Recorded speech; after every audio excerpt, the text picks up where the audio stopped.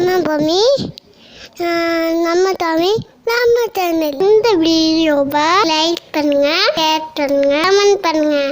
அனைவருக்கும் கோபிநாத்தின் அன்பு வணக்கங்கள் நண்பர்களே. வருகின்ற ஞாயிற்றுக்கிழமையானது மிகவும் சிறப்பான நாளாக வருகிறது. காரணம், அன்றுதான் மாத சிவராத்திரியும் வருகிறது, அதே போல பிரதோஷமும் வருகின்றது, குபேர கிரிவலமும் வருகிறது. நண்பர்களே, இந்த நாளை தவற விட்டு விடாதீர்கள் அப்படின்னு தான் நம்ம சொல்கிறோம். சிவனுக்கு எல்லா நாளுமே ரொம்பவே பிடித்த நாள், உகந்த நாள் தான், இல்லைன்னு சொல்லலை. அதுலேயும் குறிப்பாக பார்த்தீங்கன்னா தினப்பிரதோஷம்னு சொல்லக்கூடியது, டெய்லியும் 4 to 6 தினப்பிரதோஷம். அந்த நேரத்தில் விளக்கேற்றி சாமி கும்பிட்டிங்க அப்படிங்கும்போது சிவனோட அருள் கட்டாயமாக கிடைக்கும். அதே போல் மாத சிவராத்திரி அப்படின்னு சொல்லக்கூடியது, அதே போல் பிரதோஷம் தேய்பிரையில் வளர்பிரையில் 2 பிரதோஷங்கள் வருகின்றது. இந்த மாதிரி நம்ம ஒவ்வொன்றையும் அடுக்கிக்கிட்டே போகலாம். சோமவாரம்னு சொல்லக்கூடியது, திங்கட்கிழமை எல்லாமே அவருக்கு உகந்தது தான். எல்லா நாளுமே உகந்ததாக இருந்தாலும் வருகின்ற ஞாயிற்றுக்கிழமையான மிகவும் சிறப்பான நாளாக அமைகின்றது. காரணம், நம்ம ஏற்கனவே சொன்ன மாதிரி மாத சிவராத்திரியும் அதே போல ஞாயிறு பிரதோஷமும் ஒரே நாளில் வருது. அன்னைக்கு தான் குபேர கிரிவலம் போறவங்களும் போவாங்க. அப்படிப்பட்ட சிறப்பான நாளில் நாம் பிரதோஷ விரதம் இருப்பது மிகவும் உன்னதமானது. அன்னைக்கு பிரதோஷ விரதம் இருக்கீங்க அப்படிங்கும் போது சிவராத்திரி விரதம் இருந்ததுக்கும் இணையாகும். ஏன்னா ரெண்டுமே ஒரே நாள் அமைகின்றது. அதனால் காலையில் எந்திரிக்கிறோம், குளிர்ந்த நீரில் குளிச்சுட்டு நெத்தி நிறைய விபூதியை பூசிக்கிட்டு நம சிவாயன்னு காலையில் சொன்னதுலேருந்து அந்த பிரதோஷ விரதம் முடிகிறவர்கள் நம சிவாயங்கிற மந்திரத்தை சொல்லிக்கிட்டு இருந்தீங்கன்னா உங்களுக்கு எண்ணற்ற புண்ணியங்கள் சேரும் நண்பர்களே. அதே போல் அன்னைக்கு முகம் தெரியாத ஒருவரிடம் ஈசனின் புகழை பாடுவதும் உங்களுக்கு சிறப்பை தரும். அதனால் பார்த்தீங்க அப்படின்னா அன்னைக்கு முடிஞ்ச அளவுக்கு தேவாரம், திருவாசகம் இது மாதிரி நூல்களை படிப்பது சிறப்பு. சிவபுராணத்தை படிக்கலாம். சரி, வீட்டில் நான் எப்படி கடைபிடிக்கிறது? காலையில் எந்திரிக்கிறோம், காலையில் எந்திரிச்சு குளிச்சுட்டு பூஜை அறைக்கு போயிட்டு சாமியை வணங்கிக்கிறோம், நெய்வேத்தியமெல்லாம் வச்சுட்டு முடிஞ்சால் அன்றைக்கி என்ன பண்ணலாம், ஒரு நேரம் விரதம் இருக்கலாம். நல்ல முடியும் அப்படிங்கிறவங்க அன்றைக்கி பொழுதுனைக்கும் விரதம் இருங்க.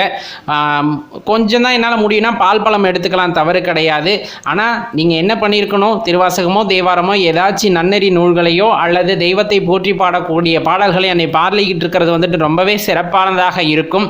அன்றைக்கி முடிஞ்சால் உங்களால் முடிஞ்ச அளவுக்கு ஏழை எளியவர்களுக்கு ஒருத்தருக்கோ 2 பேருக்கோ அன்னதானம் கொடுக்கலாம். ரொம்பவே சிறப்பான விஷயம் அது.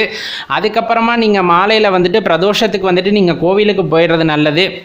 4 to 6 நந்திக்கு நிறைய அபிஷேகங்கள் நடக்கும். அதே போல் சிவபெருமானுக்கும் நடக்கும். அலங்காரங்களை எல்லாத்தையும் அமைதியாக அங்கேயே உட்காந்து பாருங்கள். முடிஞ்சால் காலையில் போகிறீங்களா, கோவிலில் உழவார பணி செய்யலாம். இப்போ நீங்கள் அர்ச்சனைக்கோ இல்லை அபிஷேகத்துக்கு நான் பொருள் வாங்கி தரேன் அப்படின்னா உங்களால் என்ன முடியுமோ வாங்கி தரலாம். தேன், தயிர், பால், அதே போல் திருமஞ்சனம் பொடி வாங்கி தரலாம். இந்த மாதிரி உங்களால் என்ன முடியுமோ அதை அங்கு வாங்கி தரலாம். அபிஷேகத்திற்கு கண்டிப்பாக அபிஷேகம் பண்ணுவாங்க. அதுக்கான பலன் உங்களை கண்டிப்பாக சேரும். என்று அந்த கோவிலில் போய் உட்கார்ந்தாலும் சரி, பக்கத்தில் யார்கிட்டையும் பேச வேண்டாம். அமைதியாக மனசுக்குள்ள நம சிவாயங்கிற மந்திரத்தோ சிவனோட மந்திரங்கள் எதுவாக இருந்தாலும் அதை நீங்கள் தொடர்ந்து உச்சரித்து கொண்டிருந்தீர்கள் என்றால் அது அன்று பல மடங்கு உங்களுக்கு புண்ணியத்தை உண்டாக்கி தரும். நண்பர்களே, பூஜையில் கலந்துக்கிட்டோம். அங்கே பூஜையெல்லாம் முடிஞ்சதுக்கு அப்புறமா பிரசாதம் கொடுப்பாங்க. அதை வாங்கிக்கிட்டு உங்களோட விரதத்தை அன்னைக்கு நிறைவு செய்து கொள்ளலாம்.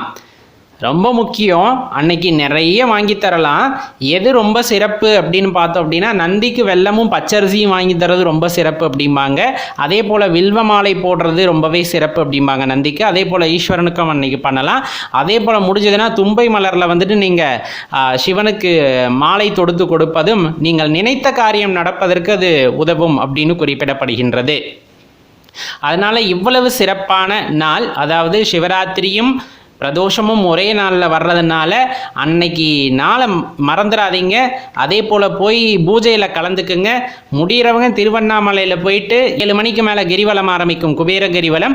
அதில் நீங்கள் கலந்துக்கிட்டீங்க அப்படின்னா உங்களுக்கு இருக்கக்கூடிய அந்த வறுமையும் போய் நீங்கள் நீடித்த நல்வாழ்வை பெறுவீர்கள் அப்படின்ட்டு குறிப்பிடப்படுகின்றது. நண்பர்களே, மறக்காமல் இந்த பதிவு உங்கள் நண்பர்களோடையும் பகிர்ந்துக்குங்க.